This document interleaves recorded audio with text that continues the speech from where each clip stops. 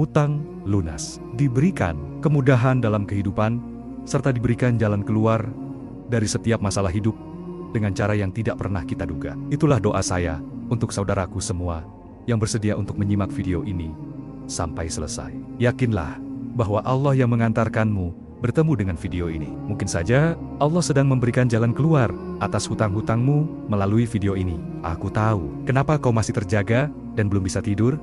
Meskipun kamu sudah mengantuk, tapi matamu tetap menolak untuk terpejam. Bukan karena kau tidak lelah, tapi karena di dalam kepalamu ada suara yang jauh lebih berisik daripada suara dunia di luar sana. Suara itu adalah angka-angka. Angka yang tidak pernah berkurang, angka yang setiap hari menghantuimu, seperti bayangan hitam yang tidak pernah lepas. Kau merasa siluila seluruh dunia sedang menunjuk ke arahmu, menatapmu dengan pandangan menghina. Kau merasa martabatmu sudah habis, harga dirimu sudah runtuh, dan namamu kini hanyalah tumpukan tagihan yang menyesakkan dada. Mungkin kau sudah lelah berpura-pura baik-baik saja di depan anak istrimu. Mungkin kau sudah bosan membohongi orang tuamu bahwa semuanya terkendali. Di titik ini, kau merasa Allah sudah terlalu jauh. Atau mungkin kau merasa Allah sedang menghukummu. Kau merasa terjebak di dalam lubang gelap tanpa tangga untuk naik. Tapi dengarkan ini baik-baik. Bukan sebuah kebetulan kau menemukan video ini di saat hatimu paling hancur. Bukan kebetulan tanganmu mengklik judul ini saat logikamu sudah berkata mustahil. Detik ini,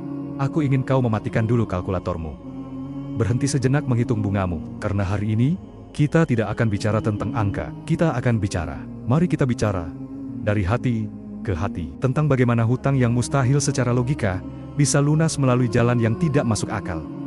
Karena bagi Allah, hutangmu itu terlalu kecil untuk membuatmu menyerah. Sebelum kita melangkah lebih jauh ke dalam rahasia-rahasia batin ini, mari sejenak kita tundukkan kepala, kita rendahkan hati, dan kita angkat kedua tangan kita ke haribaan Sang Pemilik alam semesta. Ya Allah, ya Razak, wahai Sang Maha Pemberi rezeki. Saat ini, di balik layar ini, ada hambimu yang sedang duduk dengan dada yang sesak. Ada hambamu yang sedang memikul beban hutang yang seolah tak berujung. Engkau Maha tahu setiap tetes keringat dan air mata yang jatuh karena himpitan dunia ini. Ya Allah, kami memohon dengan wasilah osmomu yang agung, bukakanlah pintu-pintu rezekimu dari arah yang tidak pernah kami duga. Mudahkanlah lisan kami untuk jujur, lapangkanlah hati kami untuk bersabar, dan muliakanlah kami dengan pelunasan hutang yang ajaib, yang hanya bisa terjadi atas izinmu. Jadikanlah video ini sebagai perantara turunnya hidayah, dan jalan keluar bagi siapapun yang menontonnya. Gantikanlah setiap rasa khawatir kami dengan rasa syukur yang meluap-luap. Sahabatku,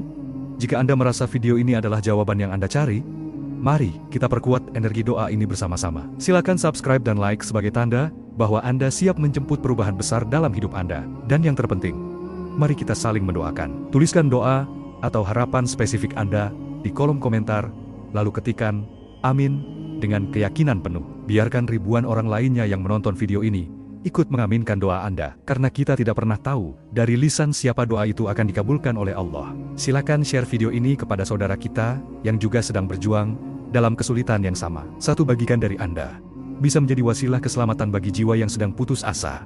Sekarang, mari kita buka pintu rahasia itu. Kita mulai dari bagian 1, psikologi himpitan ketika logika menjadi penjara. Dengarkanlah, bukan dengan telingamu, tapi dengan retakan di dalam hatimu.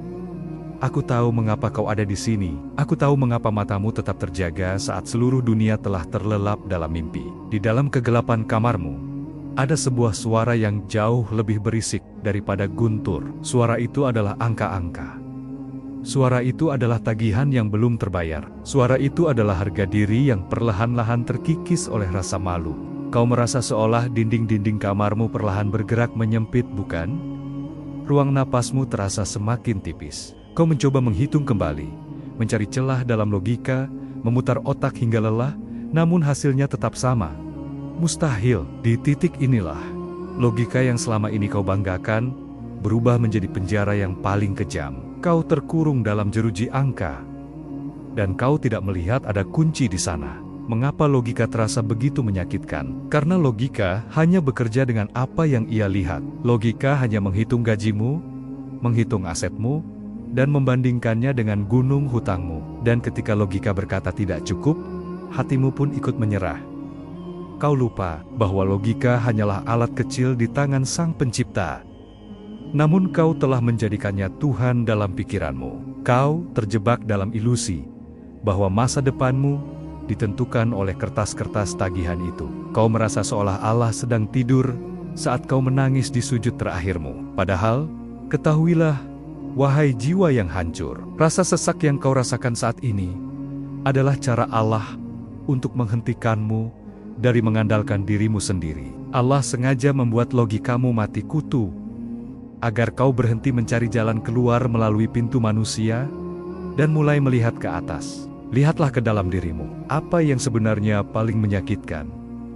Apakah hutangnya atau rasa takut akan masa depan? Hutang adalah angka, tapi kekhawatiran adalah racun. Selama kau masih mencoba menyelesaikan hutangmu hanya dengan logika, kau akan selalu merasa kalah. Sebab, kau sedang mencoba mengukur samudra rahmat Allah dengan gelas kecil akalmu yang terbatas. Hutangmu mungkin besar, namun ia tetaplah makhluk. Ia diciptakan, dan makhluk tidak punya kuasa untuk menghancurkanmu, kecuali kau mengizinkannya. Saat kau membiarkan rasa khawatir menguasai jantungmu, kau sebenarnya sedang menyembah masalahmu, lebih daripada kau menyembah Tuhanmu. Kau sedang memberikan singgasana di hatimu kepada angka-angka, dan mengusir kedamaian yang seharusnya menjadi milikmu. Matikan khawatirmu, bukan karena hutangmu sudah lunas, tapi karena kau tahu siapa yang memegang kunci perbendaharaan langit dan bumi. Ingatlah saat kau bayi, kau tidak punya logika, kau tidak punya rencana, kau bahkan tidak bisa meminta. Namun, siapa yang mengalirkan air susu ke mulutmu? Siapa yang menggerakkan jantungmu saat kau tidur? Allah yang mencukupimu saat kau tak berdaya adalah Allah yang sama yang sedang memperhatikanmu saat ini. Perbedaannya hanya satu. Sekarang kau merasa pintar dengan logikamu, sehingga kau merasa harus memikul beban itu sendirian. Lepaskanlah. Lepaskan beban itu dari pundakmu ke tangan Allah. Biarkan logikamu istirahat. Katakan pada pikiranmu, wahai akal, tugasmu sudah selesai. Sekarang, biarkan imanku yang bekerja. Di bagian selanjutnya, kita akan membedah rahasia yang lebih dalam. Kita akan memahami mengapa Allah justru memilihmu untuk melewati ujian ini. Kita akan belajar melihat pesan tersembunyi di balik setiap tagihan yang membuatmu gemetar. Bersiaplah, karena setelah logikamu mati, keajaiban akan mulai hidup. Tarik napasmu dalam-dalam, hembuskan segala beban itu. Untuk saat ini, jangan pikirkan bagaimana cara melunasinya. Cukup yakini satu hal. Jika Allah yang membawamu ke situasi ini, maka Allah pula yang akan membawamu keluar dengan cara yang tidak akan pernah bisa dinalar oleh akalmu. Pernahkah kau memperhatikan seekor burung yang keluar dari sarangnya di pagi hari? Cobalah gunakan logikamu untuk menganalisis hidupnya. Burung itu tidak memiliki gudang penyimpanan. Ia tidak memiliki kontrak kerja. Ia bahkan tidak tahu pohon mana yang hari ini akan menyediakan buah untuknya. Jika burung itu menggunakan logikamu, maka ia akan diam di sarangnya, gemetar ketakutan, dan mati kelaparan, karena merasa tidak ada kepastian. Namun, burung itu terbang. Ia mengepakkan sayapnya dengan keyakinan yang melampaui logika. Mengapa?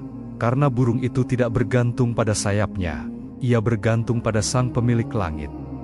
Dan di sore hari, ia kembali dengan perut kenyang. Rasulullah pernah bersabda bahwa jika saja kita bertawakal dengan sebenar-benarnya tawakal, maka Allah akan memberi kita rezeki sebagaimana Dia memberi rezeki kepada burung. Hutangmu telah membuatmu lupa bagaimana cara menjadi burung. Hutangmu telah memaksamu menjadi akuntan bagi Tuhan. Kau sibuk menghitung apa yang belum ada, hingga kau lupa pada Dia yang mengadakan segala sesuatu dari ketiadaan. Ketahuilah, pintu rezeki Allah tidak terbuka melalui kalkulator, melainkan melalui kunci syukur dan kepasrahan yang total. Saat kau mematikan logika kekuranganmu, kau sedang menghidupkan logika kecukupan Allah. Dahulu, ada seorang lelaki yang beban hutangnya seberat gunung. Setiap langkahnya diikuti oleh rasa malu. Ia datang kepada seorang ulama besar, mengadu tentang kehancuran hidupnya. Sang ulama tidak memberinya emas, melainkan sebuah pertanyaan yang menghujam jantungnya. Jika matamu ingin dibeli seharga 1000 dinar, maukah kau menjualnya? Lelaki itu menggeleng. Jika lidahmu dibeli seharga seluruh harta di kota ini, Maukah kau menjadi bisu?" Lelaki itu kembali menggeleng. Sang ulama tersenyum dan berkata, "Engkau memiliki modal jutaan dinar di dalam tubuhmu, namun engkau menangis hanya karena kekurangan beberapa dirham. Engkau merasa miskin di hadapan makhluk, padahal engkau adalah jutawan di hadapan Khalik. Wahai saudaraku yang sedang terlilit hutang, ingatlah ini saat kau merasa tidak punya apa-apa lagi. Kau masih memiliki sujud. Kau masih memiliki napas. Kau masih memiliki Tuhan yang tidak pernah bangkrut. Masalahmu bukanlah pada angka yang besar, tapi pada pandanganmu yang mengecil terhadap kemurahan Allah. Hutangmu adalah ujian untuk melihat, apakah kau lebih percaya pada tagihan manusia, atau pada janji-janji Allah yang tertulis di dalam Al-Quran. Sekarang, aku ingin kau melakukan satu hal. Ambil selembar kertas kosong. Jangan tuliskan angka hutangmu di sana. Tulislah satu kalimat ini: "Hutangku adalah milik Allah dan Allah yang akan menyelesaikannya." Letakkan kertas itu dan tidurlah dengan tenang malam ini. Biarkan alam semesta bekerja sesuai perintahnya. Sebab, setelah ini, kita akan masuk ke dalam rahasia yang lebih besar. Kita akan membedah bagian 2, filosofi hutang. Kita akan memahami mengapa hutangmu saat ini sebenarnya adalah sebuah pesan cinta yang terbungkus dalam penderitaan. Jangan beranjak, karena cahaya mulai mendekat. Wahai jiwa yang sedang dirundung sesat, pernahkah kau bertanya, dari miliaran manusia di muka bumi ini, mengapa saat ini kau yang dipilih Allah untuk memikul beban ini? Mengapa kau yang harus melewati malam mulam tanpa kantuk, sementara tetanggamu tidur dengan nyenyak?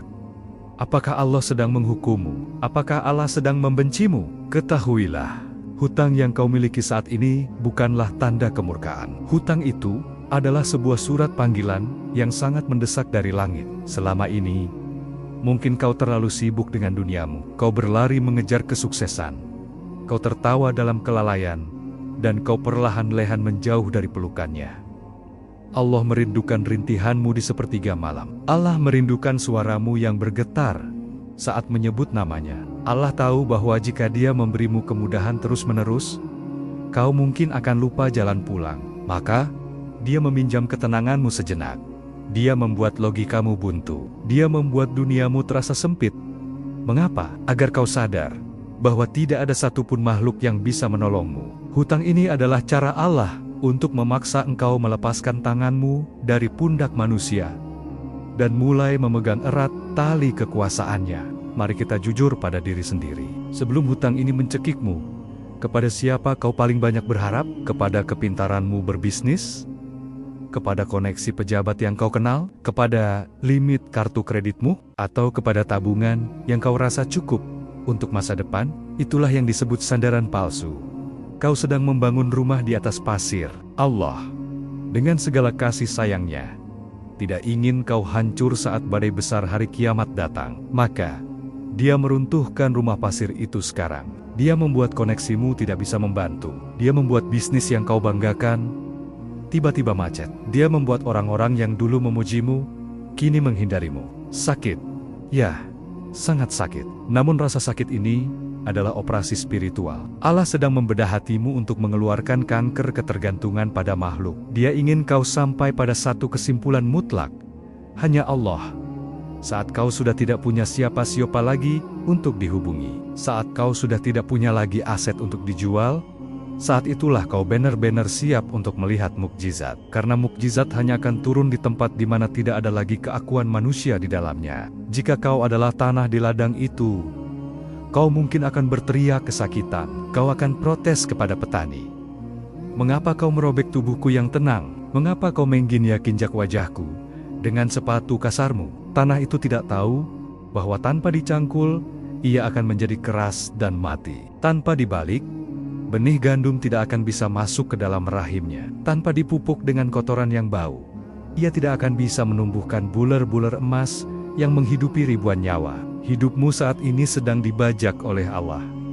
Hutangmu adalah cangkulnya, penagih hutang yang datang adalah injakan sepatunya.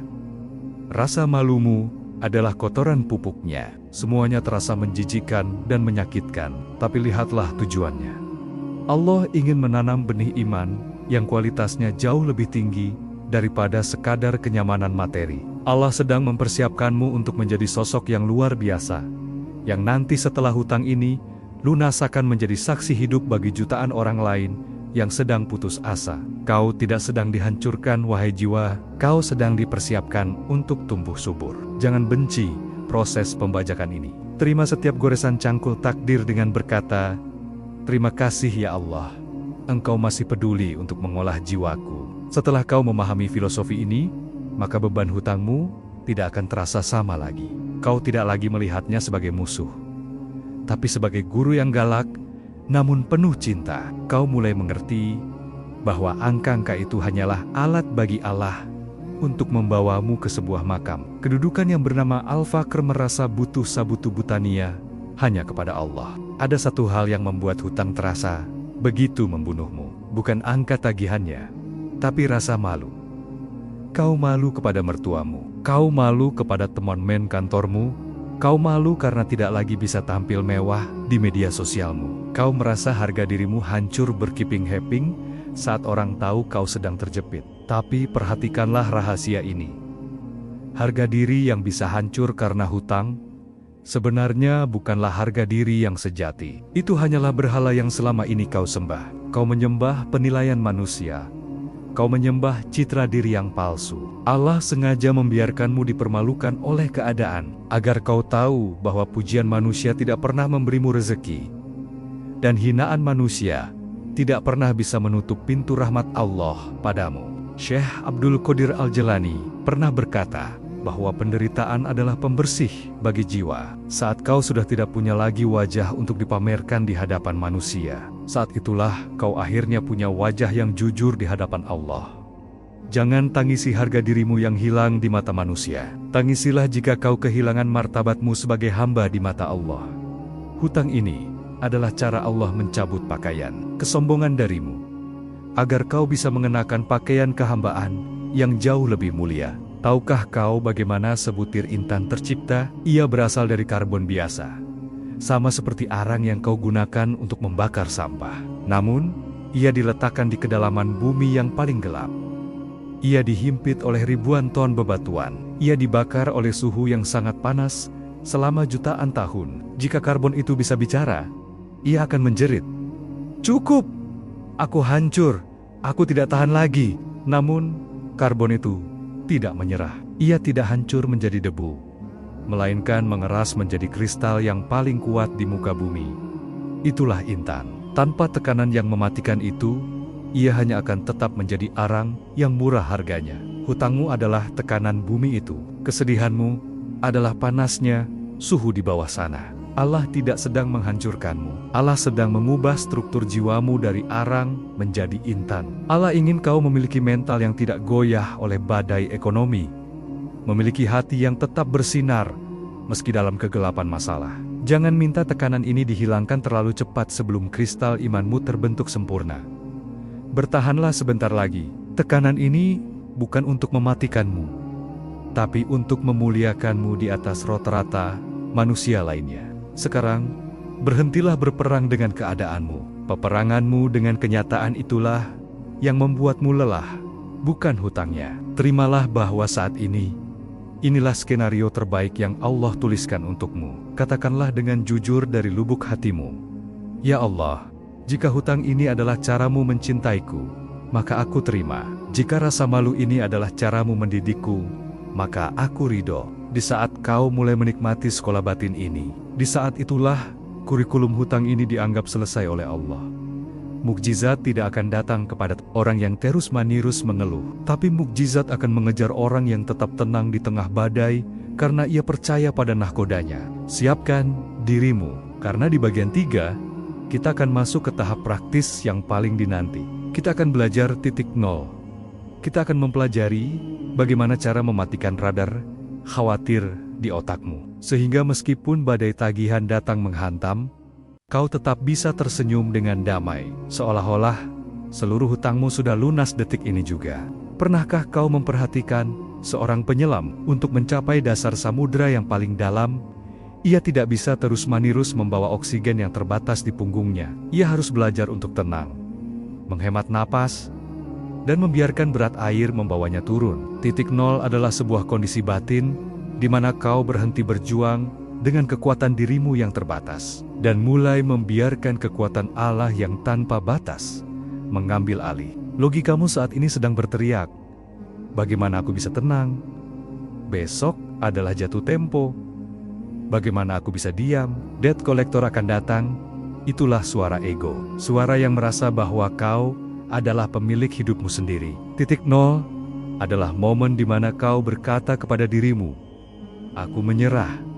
Tapi ini bukan menyerahnya seorang pecundang yang putus asa. Ini adalah menyerahnya seorang prajurit yang memberikan pedangnya kepada sang raja, karena ia tahu hanya sang raja yang bisa memenangkan pertempuran ini.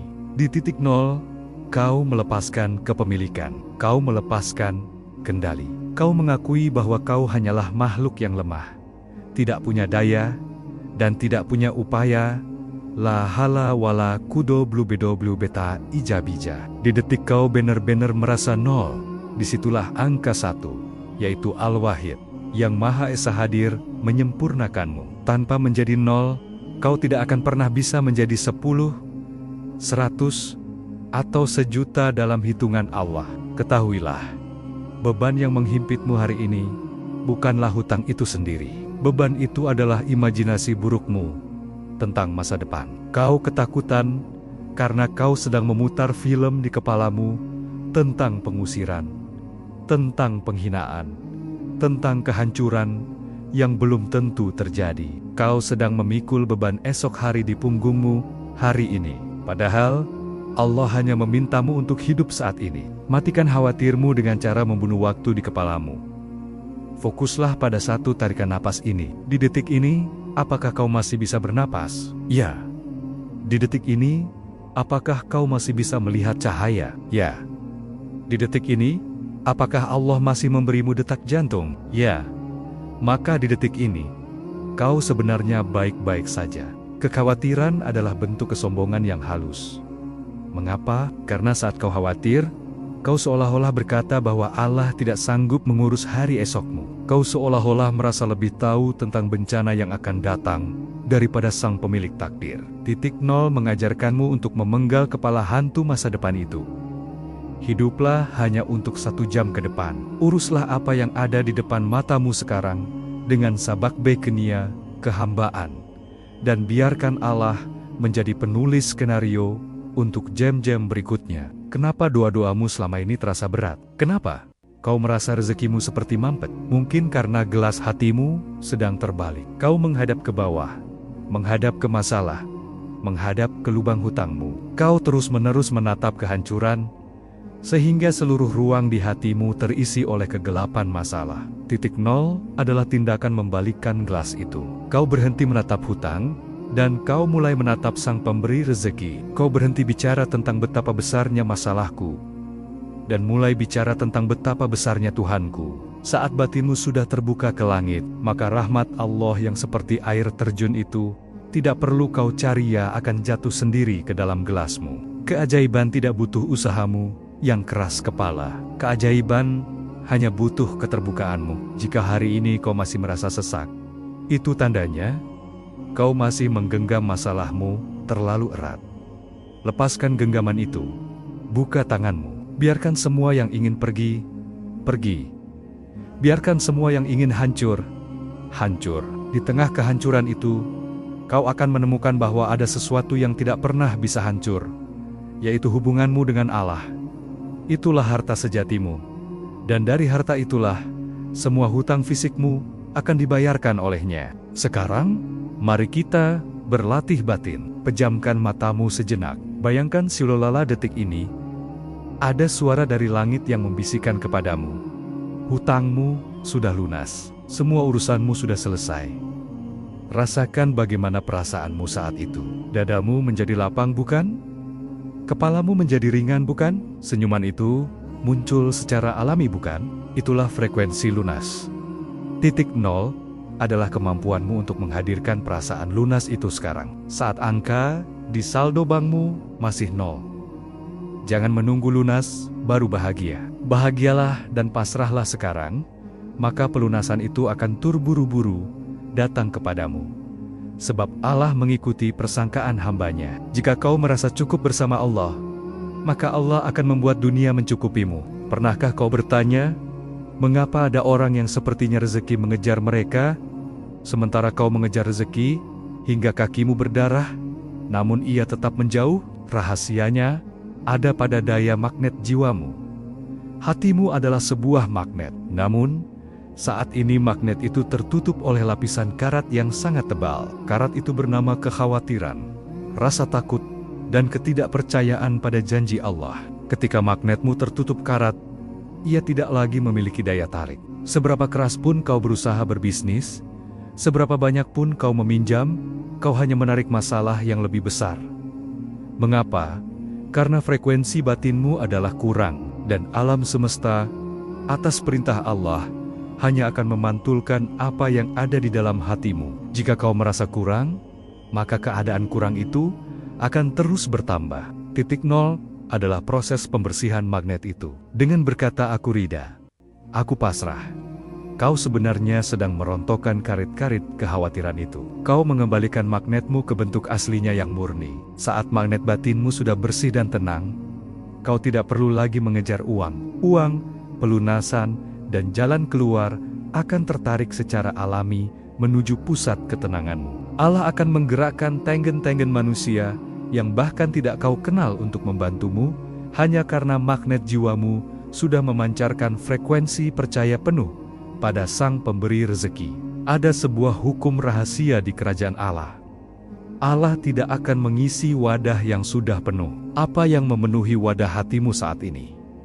Ia penuh dengan rencana-rencanamu sendiri. Ia penuh dengan daftar orang-orang yang ingin kau mintai tolong. Ia penuh dengan strategi-strategi logikamu yang buntu. Selama wadahmu penuh dengan dirimu sendiri, maka tidak ada ruang bagi pertolongan Allah untuk masuk. Titik nol adalah seni mengosongkan wadah. Kau harus berani menjadi kosong. Kau harus berani melepaskan segala asumsimu tentang bagaimana hutang ini akan lunas. Jangan mendikte Allah dengan cara-caramu. Katakan, ya Allah, aku kosongkan hatiku dari segala rencana pribadiku. Aku hampa dari segala daya upayaku. Sekarang, isilah wadah ini dengan rencanamu. Isilah dengan karamu yang ajaib. Saat kau benar-benar hampa, alam semesta akan mengalami tekanan vakum. Menurut hukum alam, kehampaan harus segera diisi. Begitu pula dengan jiwamu. Detik kau benar-benar merasa nol, dan tidak memiliki sandaran apapun kecuali Allah, maka rahmat Allah akan tumpah ruah masuk ke dalam hidupmu dengan kecepatan yang tidak bisa kau bayangkan. Inilah mengapa para wali seringkali mendapatkan pertolongan justru di saat mereka sudah melepaskan segalanya. Karena di titik itulah Allah menjadi satu-satunya aktor dalam drama kehidupan mereka. Mulai detik ini, berhentilah menjadi sopir bagi hidupmu sendiri. Kau sudah terbukti gagal mengemudikannya hingga terperosok ke dalam jurang hutang ini. Pindahlah ke kursi penumpang. Berikan kemudi itu kepada Allah. Duduklah dengan tenang di sampingnya. Lihatlah bagaimana Dia mengendalikan segalanya. Lihatlah bagaimana Dia melewati tikungen-tikungen tajam masalahmu. Tugasmu sekarang hanyalah satu, menjaga ketenangan. Jika rasa khawatir datang lagi, katakan pada hatimu, "Ses, diamlah. Sang Raja sedang mengemudi. Jangan ganggu dia dengan ketakutanmu.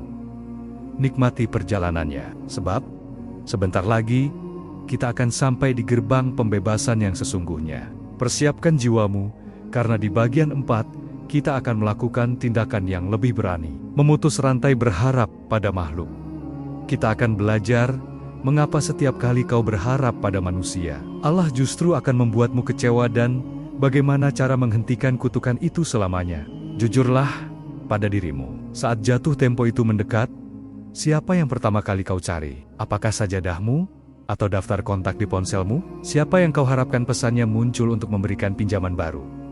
Saudaramu, teman lamamu, atau atasanmu yang kau rasa punya harta berlebih? Tanpa kau sadari, kau telah menciptakan berhala-berhala modern. Kau tidak menyembah patung dari batu, tapi kau menyembah kemungkinan bantuan dari manusia. Kau menaruh nyawamu di tangan mereka. Kau menggantungkan kebahagiaanmu pada ketikan jari mereka. Dan ketika mereka tidak membalas, atau ketika mereka menolakmu dengan kata-kata yang menyakitkan, duniamu runtuh seketika. Mengapa Allah membiarkanmu ditolak oleh manusia? Mengapa Allah membuat mereka yang dulu dekat, tiba-tiba menjadi dingin, dan menjauh saat kau sedang sulit? Itu bukan karena mereka jahat. Itu karena Allah sedang cemburu. Allah cemburu melihat hamba-Nya mengemis pada sesama makhluk yang sama-sama lemah. Allah ingin membuktikan kepadamu bahwa manusia tidak memiliki apa-apa. Mereka hanyalah pemegang amanah yang hatinya berada di genggaman Allah. Selama kau mengejar tangan mereka, Allah akan memalingkan wajahnya darimu. Ada sebuah hukum spiritual yang tak tertulis. Barang siapa yang berharap pada makhluk, ia akan diberi rasa pahitnya kekecewaan. Ini adalah cara Allah mendidik hamba yang Dia cintai. Jika Allah membiarkanmu terus ditolong oleh manusia, kau akan menjadi hamba manusia selamanya. Kau akan sujud kepada mereka karena rasa budi, dan kau akan melupakan bahwa yang menggerakkan hati mereka adalah Allah. Rasa sakit saat kau ditolak pinjaman, rasa perih saat kau dihina karena hutang, itu adalah obat untuk menyembuhkan penyakit syirik, hafiz syirik tersembunyi. Syirik di mana kau merasa bahwa rezekimu tergantung pada keputusan bosmu, atau pada kemurahan hati keluargamu. Putuskan rantai itu sekarang juga. Katakan di dalam hatimu, mulai detik ini, aku nyatakan bahwa tidak ada satupun manusia di muka bumi ini yang berhutang bantuan kepadaku. Aku tidak berharap pada siapapun. Jika mereka menolong, itu dari Allah. Jika mereka menolak, itu pun dari Allah untuk menjagaku agar tidak bergantung pada mereka.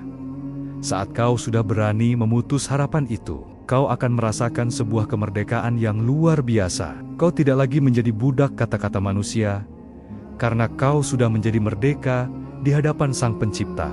Pernahkah kau melihat pohon di tengah musim kemarau yang panjang? Pohon yang lemah akan mencoba merentangkan dahan-dahannya ke samping, berharap ada orang yang menyiramnya dengan segelas air. Tapi pohon yang perkasa akan berhenti berharap pada hujan dari langit atau siraman manusia. Ia akan memerintahkan akarnya untuk menembus tanah, melewati batu-batu tajam, turun ke bawah hingga ia menemukan mata air yang tidak pernah kering di kedalaman bumi. Manusia-manusia di sekitarmu adalah hujan yang bisa datang dan pergi. Jika kau hanya berharap pada mereka, kau akan layu saat musim kemarau hutang ini tiba. Jadilah seperti pohon yang perkasa itu. Hujamkan akar doa dan akar tawakalmu langsung ke arsy Allah. Jangan minta air pada sesama pohon yang juga sedang kehausan. Mintalah pada Sang Pemilik air. Memutus harapan pada makhluk bukan berarti kau menjadi benci pada manusia. Bukan. Ini berarti kau memindahkan posisi mereka di hatimu. Mereka bukan lagi penolong. Mereka hanyalah perantara yang bisa Allah gunakan atau tidak gunakan sesukanya. Ketika kau sudah benar-benar tidak peduli apakah manusia akan menolongmu atau tidak, disitulah Allah akan memerintahkan dunia untuk tunduk dan melayanimu. Hutang seringkali mencuri sesuatu yang lebih berharga dari uang, yaitu martabatmu. Kau mulai berbicara dengan nada mengibah. Kau mulai berbohong untuk menutupi keadaan. Kau mulai merendahkan dirimu di hadapan orang-orang yang punya harta. Berhenti, jangan hancurkan martabat yang telah Allah berikan kepadamu. Seorang hamba Allah yang sejati tidak akan pernah mengemis pada makhluk. Kembalikan mentalitas rajamu. Ingatlah, bapakmu adalah Nabi Adam yang diciptakan dengan tangan Allah sendiri. Kau adalah khalifah. Jangan biarkan angka-angka di buku bank membuatmu merangkak di kaki manusia. Bangkitlah di sepertiga malam. Menangislah sepuasmu di hadapan Allah. Mengemislah sehebat-hebatnya di depan pintunya. Tunjukkan segala kemiskinanmu hanya di atas sajadah. Tapi ketika kau keluar dari kamar sujudmu, keluarlah dengan wajah yang tenang, dengan punggung yang tegak, dan dengan keyakinan bahwa urusanmu sudah ditangani oleh Yang Maha Kaya. Saat manusia melihatmu tetap tenang di tengah badai, tanpa mengemis pada mereka, mereka akan segan padamu. Dan di saat itulah, Allah akan mengirimkan bantuan-Nya dengan cara yang paling terhormat. Sekarang, mari kita lakukan pembersihan batin. Sebutkan dalam hatimu nama orang-orang yang selama ini kau harapkan bantuannya. Lalu, bayangkan kau memutus benang harapan itu satu persatu. Katakan kepada setiap nama itu, aku melepaskanmu dari beban harapanku. Kau tidak wajib menolongku, urusanku bukan di tanganmu, tapi di tangan Tuhanku. Rasakan bagaimana dadamu menjadi lebih ringan setiap kali satu benang terputus. Kau tidak lagi menunggu notifikasi ponselmu dengan cemas. Kau tidak lagi merasa sakit hati jika mereka menolakmu. Kau sudah bebas. Kau sudah merdeka. Sekarang hanya ada kau dan Allah. Dan ketahuilah, satu Allah jauh lebih cukup daripada seluruh makhluk di alam semesta ini. Jika kau masih ragu untuk memutus harapan pada manusia, kembalilah sejenak ke masa 9 bulan sebelum kau melihat dunia. Di sana, di dalam kegelapan rahim ibumu, siapa yang memberimu makan? Apakah kau punya rekening bank? Apakah ibumu menyuapimu dengan sendok? Tidak, kau makan melalui saluran yang tidak pernah kau minta. Kau tumbuh dari setetes air menjadi manusia sempurna tanpa bantuan satupun teman kantor atau pinjaman bank. Allah mengurusmu secara langsung, private, tanpa perantara makhluk yang kau kenal. Dia yang mampu menghidupimu di ruang sempit rahim tanpa kau perlu memelas. Adalah Allah yang sama yang melihatmu hari ini di ruang luas bumi ini. Hutangmu saat ini membuatmu merasa seolah rezeki Allah itu jauh dan harus melewati tangan orang lain. Padahal, rezeki itu sedekat urat lehermu. Memutus harapan pada manusia sebenarnya adalah cara untuk mengaktifkan kembali sistem pemberian Allah yang langsung itu. Allah ingin kau merasakan kembali keajaiban rahim, di mana pemberian datang bukan karena kau meminta pada makhluk, tapi karena Allah memang ingin kau hidup. Ada rahasia besar di balik setiap mukjizat pelunasan hutang yang mustahil. Mukjizat itu tidak pernah turun di hati yang masih memiliki plan B. Jika kau berkata, aku pasrah pada Allah, tapi kalau si Anu meminjamkan uang, itu lebih baik, maka kau belum pasrah. Kau masih memegang tali kecil di belakang punggungmu. Allah itu Maha Pencemburu, Al-Hayyur. Dia tidak akan memberikan mukjizatnya jika di hatimu masih ada sisa keyakinan bahwa logika manusia masih bisa menyelamatkanmu. Pertolongan Allah hanya akan tumpah ruah saat kau sudah sampai di titik. Jika Allah tidak menolongku, maka aku hancur, dan aku rida dengan kehancuranku, asalkan aku bersamanya. Inilah yang disebut kekosongan hati.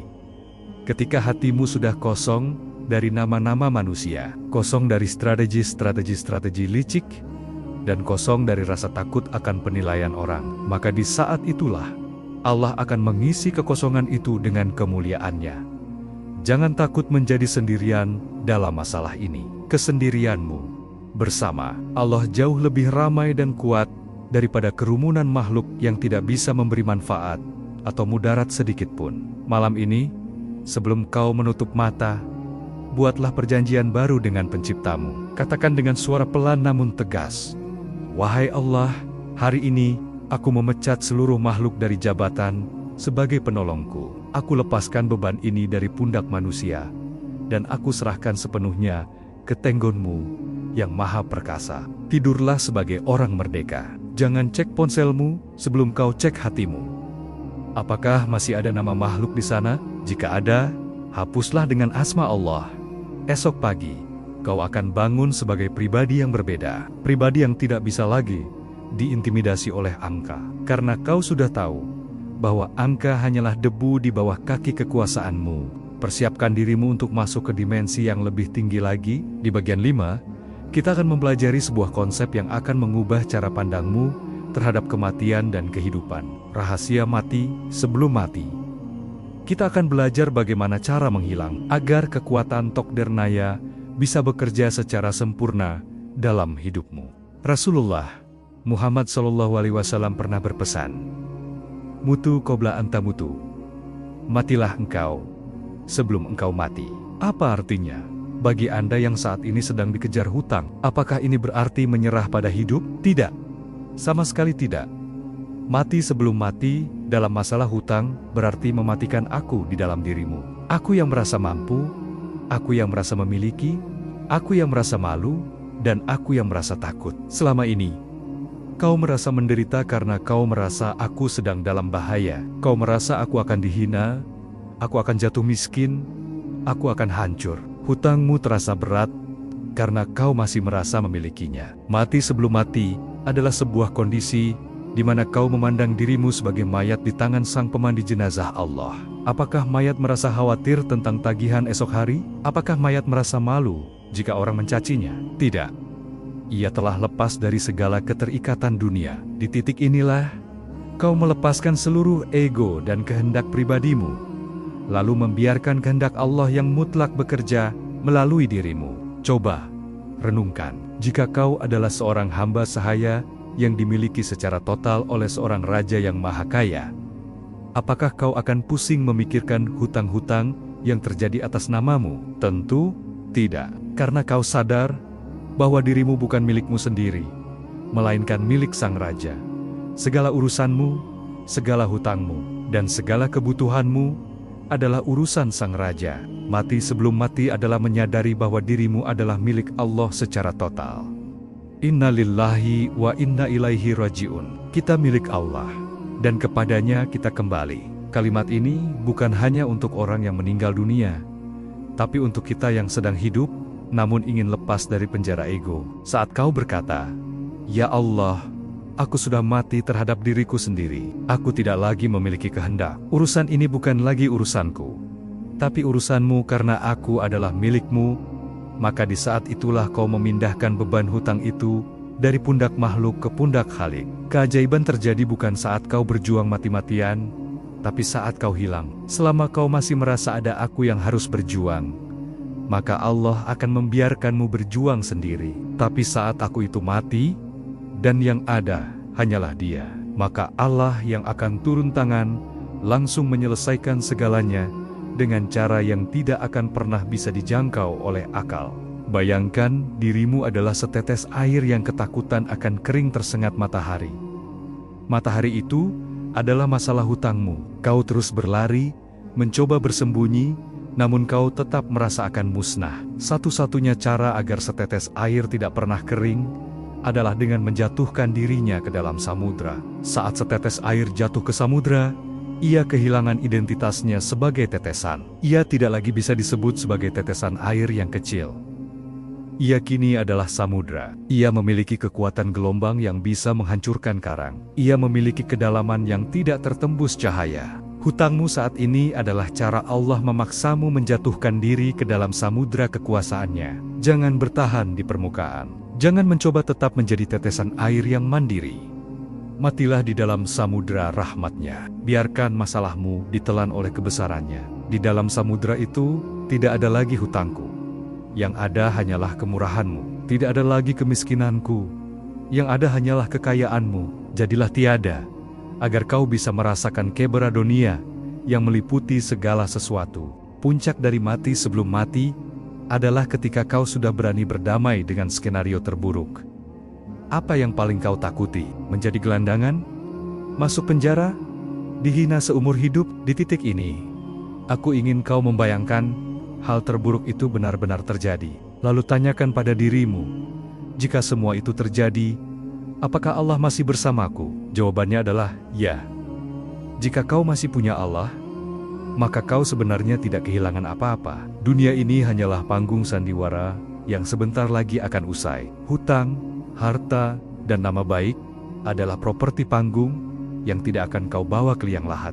Saat kau sudah berkata, "Ya Allah, jika Engkau takdirkan aku hancur di mata dunia, agar aku selamat di matamu, maka aku ridha," maka di saat itulah setan kehilangan senjatanya untuk menakut-nakutimu. Kau menjadi manusia yang paling kuat di bumi, karena kau sudah tidak bisa diancam dengan kemiskinan. Dan anehnya, justru di saat kau sudah benar-benar siap untuk kehilangan segalanya, Allah biasanya justru mengembalikan segalanya kepadamu dalam bentuk yang jauh lebih baik. Sebab kau telah lulus ujian ketauhidan mutlak. Mari kita lakukan latihan ini. Duduklah dengan tegak, tarik napasmu pelan. Bayangkan kau sedang melepaskan tubuhmu. Lepaskan namamu, lepaskan status sosialmu. Lepaskan semua angka-angka hutang itu. Sioleolah. Mereka adalah pakaian kotor yang kau buang ke api. Kini, kau hanyalah sebuah ruh yang murni. Tidak punya hutang, tidak punya harta, tidak punya masa lalu, tidak punya masa depan. Yang ada hanyalah kau dan Sang Maha Pencipta dalam keheningan yang abadi. Rasakan betapa ringannya jiwamu. saat tidak lagi membawa beban ego. Katakan dalam hati, aku bukan apa-apa, aku bukan siapa-siapa, hanya Allah yang ada. Pertahankan perasaan ini, bawa perasaan tiada ini ke dalam aktivitasmu sehari-hari. Jika besok ada orang menagih hutang padamu, lihatlah makhluk itu sebagai utusan Allah untuk menguji kematian egomu. Tetaplah tenang, karena kau sudah mati terhadap rasa malu duniawi. Pernahkah kau merenungkan nasib sebutir benih? Sebelum ia menjadi pohon yang rindang, sebelum ia mampu memberikan buah yang manis, ia harus melewati fase yang mengerikan. Ia harus dikubur di dalam tanah yang gelap, lembab, dan sunyi. Dan yang paling menyakitkan, ia harus membiarkan tubuhnya hancur. Kulitnya harus pecah, isinya harus membusuk. Jika benih itu bersikeras ingin mempertahankan bentuknya, ia tidak akan pernah tumbuh. Ia hanya akan menjadi benih kering yang akhirnya mati sia-sia. Hutangmu saat ini adalah tanah gelap itu. Dan kau adalah benih itu. Allah memaksamu untuk hancur secara ego. Allah ingin menghancurkan citra dirimu yang sombong, menghancurkan rasa mampumu yang palsu. Jangan menolak kehancuran ini, sebab jika kau tidak mati sebagai benih, kau tidak akan pernah hidup sebagai pohon raksasa yang menaungi banyak orang. Biarkan egomu hancur, biarkan rasa malumu busuk di dalam tanah Tokdernaya. Karena sebentar lagi, tunas keajaiban akan muncul dari sisa-sisa kehancuranmu. Ketika kau sudah sampai pada level mati sebelum mati, kau akan memiliki satu kemampuan ajaib. Kau menjadi saksi atas takdirmu sendiri. Kau melihat masalah hutangmu. Siliola Hatu adalah film yang sedang diputar di layar bioskop. Kau ada di sana, tapi kau tidak lagi terseret oleh emosinya. Kau melihat penagih hutang datang, kau melihat saldo bankmu kosong, namun batinmu hanya bergumam, "Oh, jadi begini cara Allah mendidikku hari ini." Mari kita lihat kejutan apa yang akan Dia berikan di akhir cerita ini. Inilah puncak kemerdekaan manusia. Kau tidak lagi bisa disakiti oleh kenyataan, karena kau sudah mati terhadap ekspektasi dunia. Kau sadar bahwa setiap kejadian hanyalah huruf-huruf yang sedang ditulis oleh pena Tuhan.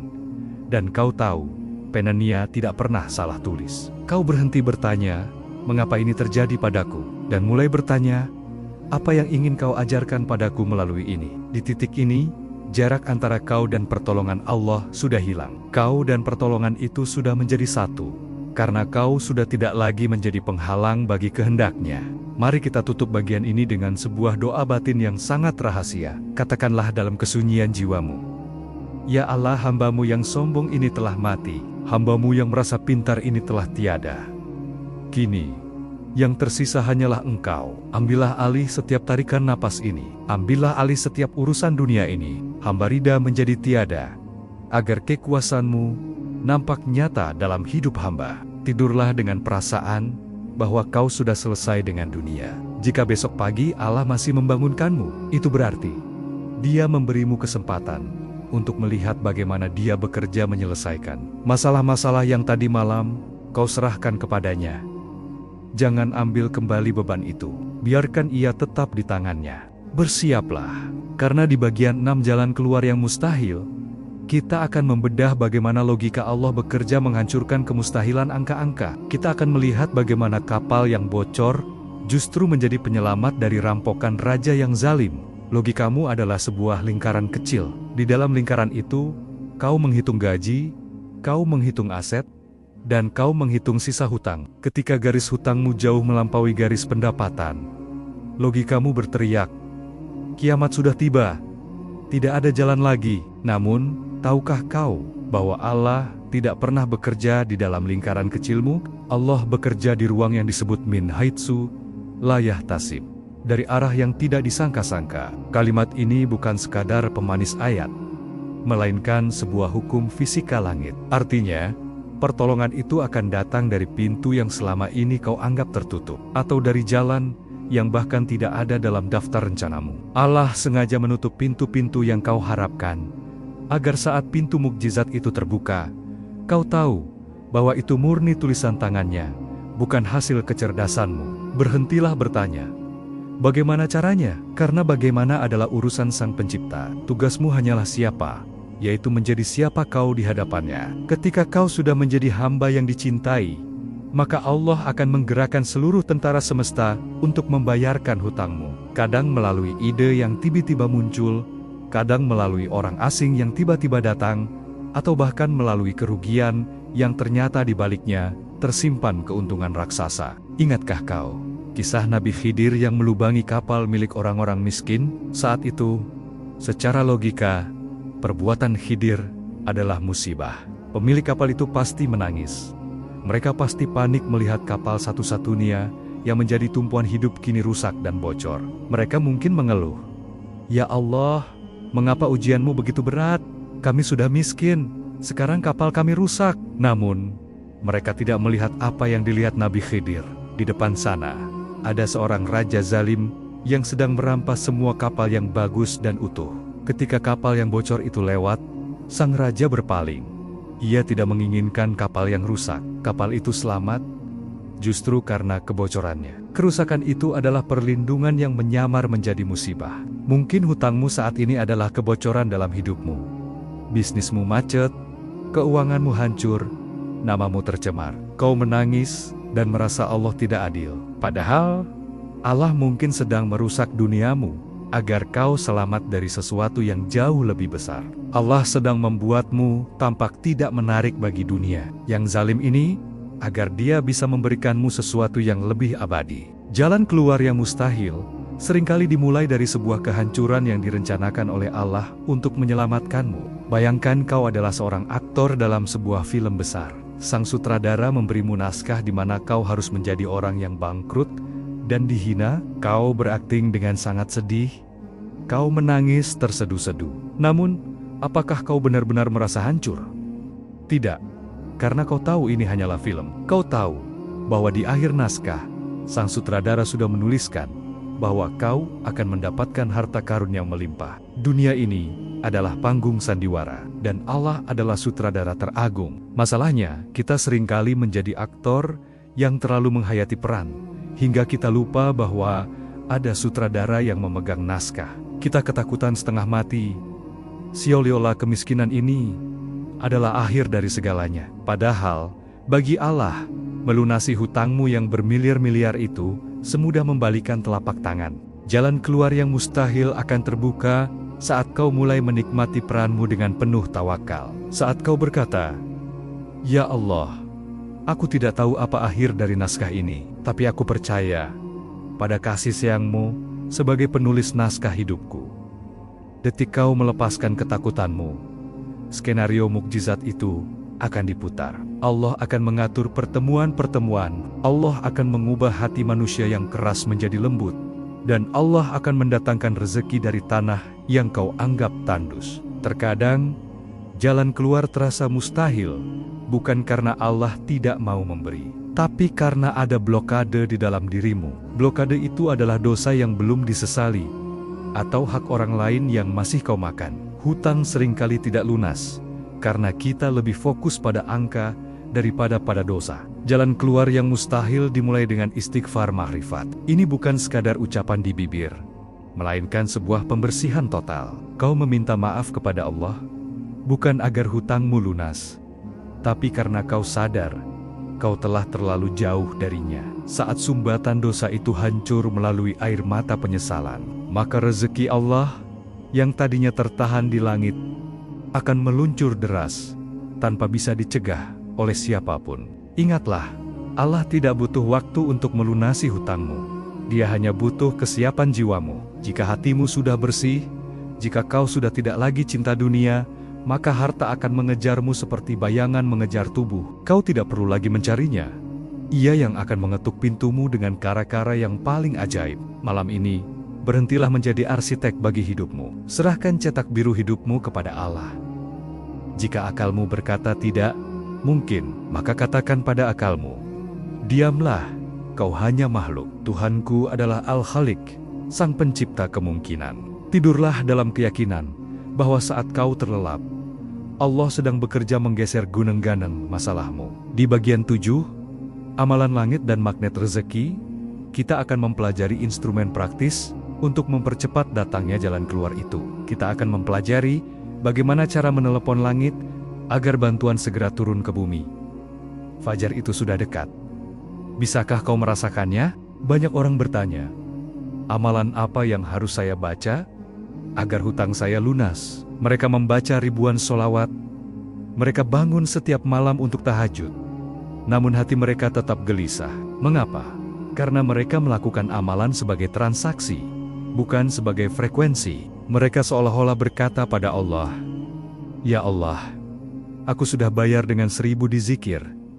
Sekarang mana pelunasan hutangku?" Ini adalah kesalahan besar.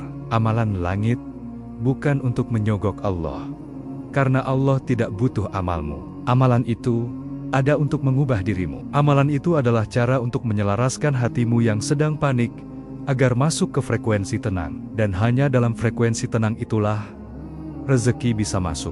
Zikirmu seharusnya bukan untuk melunasi hutang, tapi untuk melunasi keraguanmu pada Allah.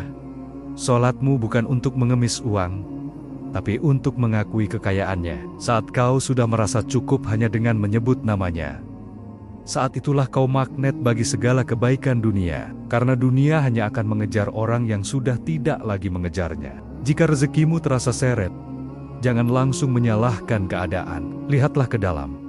Mungkin ada dinding yang kau bangun sendiri. Dinding itu adalah dosa-dosa kecil yang kau anggap remeh, atau rasa sombong yang masih tersisa. Istighfar adalah penghancur dinding itu. Rasulullah SAW bersabda bahwa barang siapa yang melazimkan istighfar, Allah akan menjadikan baginya jalan keluar dari setiap kesempitan dan rezeki dari arah yang tidak disangka-sangka. Tapi perhatikan kata melazimkan. Ini bukan sekadar komat kamit di bibir saat kau butuh uang. Ini adalah tentang memposisikan dirimu sebagai hamba yang selalu merasa butuh ampunan. Bayangkan istighfar sebagai proses membersihkan cermin hati. Jika cerminmu kotor, cahaya matahari rezeki Allah tidak akan bisa memantul ke dalam hidupmu. Bersihkan setiap noda dengan air mata penyesalan. Mintalah ampun atas ketidakpercayaanmu selama ini, atas keluhan-keluhanmu, dan atas ketergantunganmu pada makhluk. Saat cermin itu bersih, kau akan terkejut melihat betapa cepatnya cahaya itu masuk, memenuhi seluruh ruang hidupmu. Jika istighfar adalah pembersih, maka solawat adalah magnet. Mengapa solawat kepada Nabi Muhammad SAW bisa melunasi hutang? Karena saat kau bersolawat, kau sedang menghubungkan dirimu dengan makhluk yang paling dicintai Allah. Dan Allah tidak akan membiarkan orang yang mencintai kekasihnya berada dalam kehinaan. Solawat adalah energi cinta, dan energi cinta adalah energi tertinggi di alam semesta. Saat kau bersolawat dengan kerinduan yang dalam, hatimu pindah dari frekuensi masalah ke frekuensi berkah. Allah berjanji, siapa yang bersolawat sekali, Allah akan membalasnya 10 kali. Bayangkan, jika Allah membalasmu dengan 10 rahmatnya, apakah hutang yang hanya seberat gunung itu tidak akan hancur menjadi debu? Bacalah solawat bukan dengan beban, tapi dengan rasa syukur. Syukuri bahwa kau masih diberi lisan untuk menyebut nama mulia itu. Jadikan solawat sebagai napasmu. Saat penagih hutang datang, bersolawatlah dalam hati. Saat kau melihat saldo bankmu kosong, bersolawatlah. Solawat akan membungkus hatimu dengan kedamaian, sehingga kau tidak lagi terlihat seperti orang yang sedang kalah, melainkan seperti orang yang sedang dipeluk oleh rahmat. Inilah amalan yang paling menantang logika. Sedekah saat kau sendiri sedang kekurangan. Logika berkata, uangku tinggal sedikit, kalau aku berikan, aku akan mati.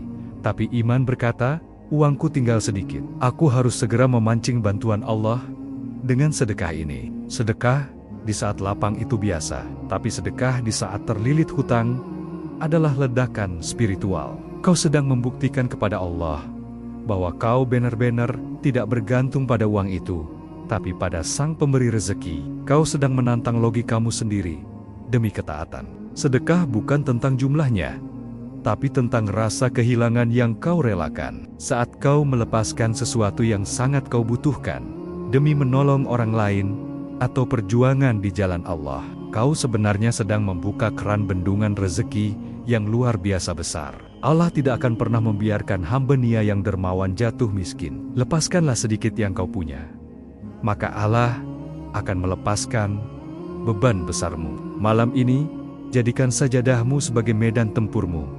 Bangunlah menara doamu dengan istighfar, sholawat, dan sedekah. Lakukan dengan istiqomah. Bukan karena kau mengejar hasil, tapi karena kau ingin menjadi hamba yang layak ditolong. Ingatlah, amalan ini bukan beban. Ini adalah hak istimewa bagi orang-orang beriman. Dunia mungkin melihatmu sebagai orang yang gagal secara finansial, tapi Allah melihatmu sebagai pejuang yang sedang menanjak menuju makom yang tinggi. Tegakkan punggungmu, persiapkan dirimu untuk bagian penutup yang sangat emosional. Di bagian 8, epilog, proklamasi kemerdekaan jiwa, kita akan merayakan kepasrahan kita dan melihat bagaimana hutangmu akhirnya hanya menjadi sebuah cerita kecil di masa lalu yang membuatmu tertawa dalam syukur. Tariklah napasmu dalam-dalam. Rasakan udara itu memenuhi paru-parumu. Detik ini, di tempat Anda duduk atau berbaring, aku ingin Anda menyadari satu hal. Perang itu sudah berakhir. Perang antara pikiranmu yang ketakutan dan takdir Allah yang tak terelakkan telah usai. Kau tidak perlu lagi bertempur melawan kenyataan. Kemerdekaan jiwa bukan berarti hutangmu lunas dalam sekejap mata secara administratif. Kemerdekaan jiwa adalah saat angka hutang itu tidak lagi memiliki kuasa untuk mencuri senyummu. Ia tidak lagi punya kekuatan untuk membuatmu merasa rendah diri. Kau sudah merdeka, karena kau sudah menyerahkan kedaulatan hidupmu sepenuhnya kepada Allah. Ketika hati sudah merdeka, maka dunia yang tadinya terasa seperti penjara, tiba-tiba berubah menjadi taman bermain bagi imanmu. Bayangkan dirimu 1, 2, atau 5 tahun dari sekarang. Kau sedang duduk tenang, menyeruput teh hangat di sore hari yang damai. Kau menoleh ke belakang, melihat masa-masa sulit yang kau hadapi hari ini. Apa yang akan kau katakan? Kau akan tersenyum, kau akan bercerita betapa ajaibnya cara Allah menolongmu saat itu. Kau akan mengingat bagaimana dulu kau hampir menyerah, namun tiba-tiba ada pintu yang terbuka. Kau akan mengingat bagaimana penagih hutang yang dulu galak tiba-tiba menjadi lembut, atau bagaimana sebuah ide sederhana berubah menjadi berkah yang melunasi segalanya. Saat itu, kau akan menyadari bahwa hutang ini hanyalah sebuah paragraf pendek dalam buku kehidupanmu yang tebal. Ia bukan titik akhir, ia hanya koma yang memberimu jeda untuk mengenal Tuhanmu lebih dekat. Hutangmu hari ini sedang membentukmu menjadi manusia yang lebih kuat, lebih bijak, dan lebih berwibawa. Kelak, kau akan bersyukur bahwa kau pernah berada di titik ini. Karena tanpa kegelapan malam ini, kau tidak akan pernah menghargai betapa indahnya fajar yang sebentar lagi akan menyapa.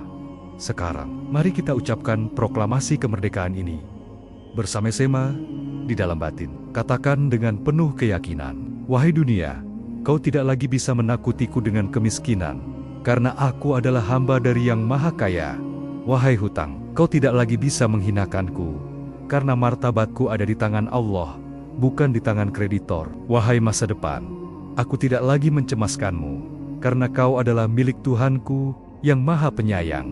Mulai hari ini, aku nyatakan diriku bebas. Bebas dari sembahan makhluk, bebas dari ketergantungan pada logika, dan bebas dari penjara khawatir. Aku hidup untuk saat ini, menjalankan tugasku sebagai hamba, dan menyerahkan seluruh hasilnya kepada pemilik takdir. Urusanku sudah selesai di langit, dan kini aku tinggal menunggu perwujudannya di bumi. Saudaraku, beristirahatlah dengan damai malam ini. Letakkan bebanmu di bawah arsy Allah. Engkau tidak sendirian. Engkau tidak pernah sendirian. Allah sedang tersenyum melihat perjuangan batinmu. Dan ingatlah, janjinya, fainamal usri yusra. Sesungguhnya sesudah kesulitan itu ada kemudahan. Selamat datang di hidupmu yang baru. Hidup yang tanpa khawatir. Hidup yang yakin akan pertolongan Allah. Hutangmu lunas, hatimu tenang, jiwamu menang. Amin. Ya Rabbal Alamin.